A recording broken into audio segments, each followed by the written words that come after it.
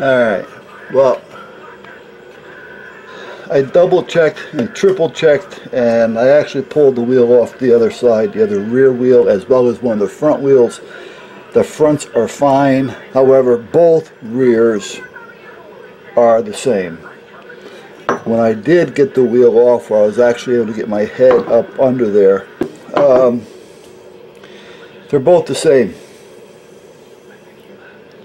So I don't know. I am not going to pull the front wheels off to take a measurement, but these were the front wheel sizes because all four were the same, and these fit the front. So apparently he gave me 4 fronts. Now I don't know how he figured that out or how he did that, but he did it. So I gotta call him tomorrow to let him know that I got 4 fronts and that the rears are different. Now I drew this little block or this little diagram here. I didn't put measurements down, I just put down, he knows what his measurement is, and I took a measurement with a stick in inches and meters, centimeters, so that he can see this. So I have it in an actual picture, so he'll have an idea what I'm talking about. And if he checks, he should know. He should know without even checking if he's done these before.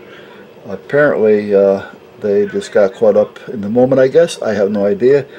I'd like to think there's an excuse, but when the excuse is costing me time and money, then I start thinking, you know, hello, you better do something here. I need 2 of them. Now my rear end, my rear wheels are back to stock. There's no spacers on them, which is okay for now. I can use the tractor safely. Before I had 1 on it, which means it was definitely off balance as far as stability when you're riding over terrain. But now that they're both off, at least at this point, it's somewhat back to normal. Now the front, I still have the wider front, which is okay. But again, the spacers, I'll tell you the truth, to be honest with you, if we move south, I'm probably not going to need to put the chains on.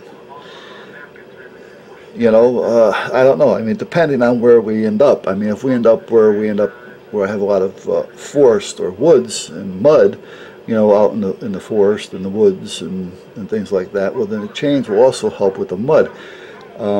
So it's nice to have the option to put them on, seeing that I already have them. But with the spacers on, they kind of spoiled me, because the spacers gave me a little bit more stability. All right, the leverage, because by adding that overall 5 inches, 2.5 on each side, that made the tractor a little bit more stable and not so top heavy. So I kind of got spoiled with them. So I want to get them on there and keep running them, you know, at this point. And if they do them right, I don't think I should have a problem. So, but that's where we're at. So we'll call them up. Oh, I'm talking about these. I don't even know if you were able to see what I was talking about. This is the one that originally fell off. No, it ain't. I'm sorry. This is the one that originally fell off. And I says, I'm going to check. I stuck my head up under there, and I felt, and it all felt okay. But I said, you know what? I'm going to really check, because maybe I got the fronts on the rear and the rear on the front. So I started taking the rear off, the other rear off. I took a front off, and I'm checking this. So I got the wheels on and off, on and off. And the front are fine, but both rears are off. These should be a little bit deeper, according to what I have here, which are close. Now I took a picture with this there so that he can see the actual measurement, but if I go in inches, he's about 1/4 of an inch. And if I go by the tractor is 1/2 inch, hair over. He's a hair over a quarter. The tractor's a hair over a half. So, you know. But what I did was I took the tractor and I put this up against it like this and took a picture looking down on it so you can actually see the measurement.